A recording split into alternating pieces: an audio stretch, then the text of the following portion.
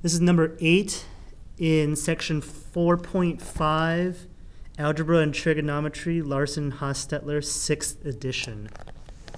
This is converting an equation into standard form.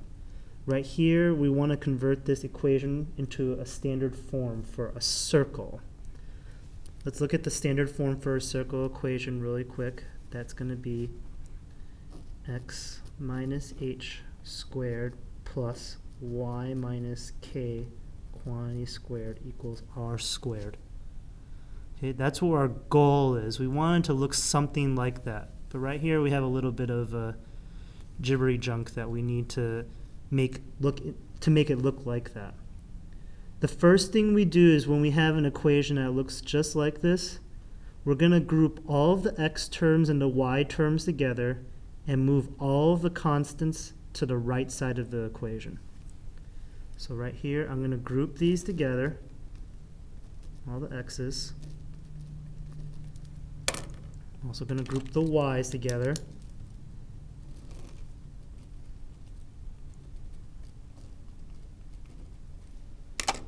And then I'm going to move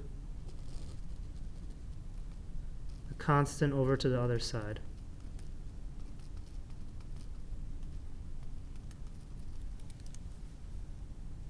So again, I'm going to group all the x terms, group all the y terms, and then move the constant to the other side. So once I do that, I'm going to have x squared minus 10x. I'm going to leave a space here. I'll explain why in a moment. Plus y squared minus 6y equals, okay, and if I move the constant to the other side, that would subtract 25 from both sides. That would be negative 25. Okay, the reason I'm leaving a space there now is what I want to do is I'm going to try to complete the square on both of those, on both the x's and the y's. So right there I got x squared minus 10x.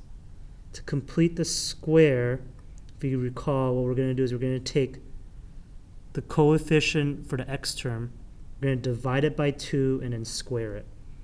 So again, we're going to divide the coefficient by 2 and square it. 10 divided by 2 is 5. 5 squared is 25.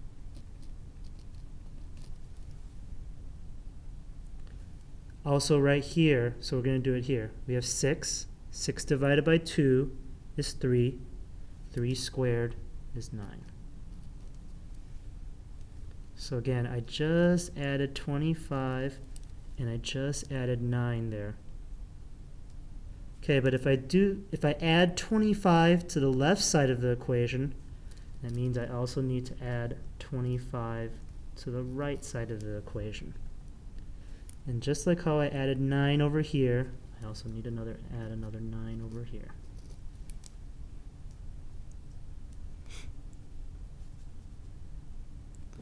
So again, I'm completing the square. What I did was I divided this by 2 and squared it and got 25. And because I added 25 to this side, I need to add 25 to the other side of the equation. Same thing here. Divided by 2 and squared it. That's 9. Add it to both sides. Okay, let's go ahead and factor this now. X squared minus 10x plus 25. X squared minus 10x plus 25 will be x minus 5 squared. Again, the way I can do that very quickly is it's just this coefficient divided by 2. Negative 10 divided by 2 is negative 5. Right here, okay, just divide that coefficient right there by negative 2, by positive 2, I'm sorry.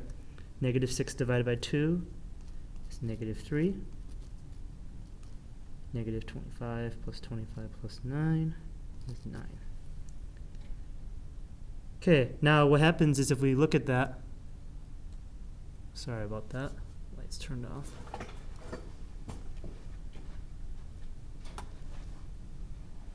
There we go.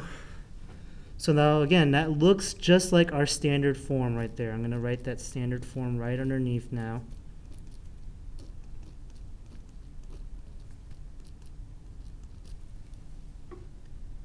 So we know the center now. Center in this case would be 5, 3.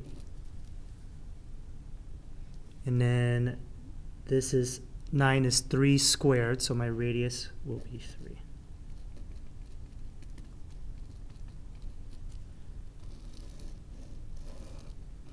So again, we can see this now looks like the standard form equation for a circle. And so we can determine the center, which is h and k, 5 and 3, and then the radius, which is 3.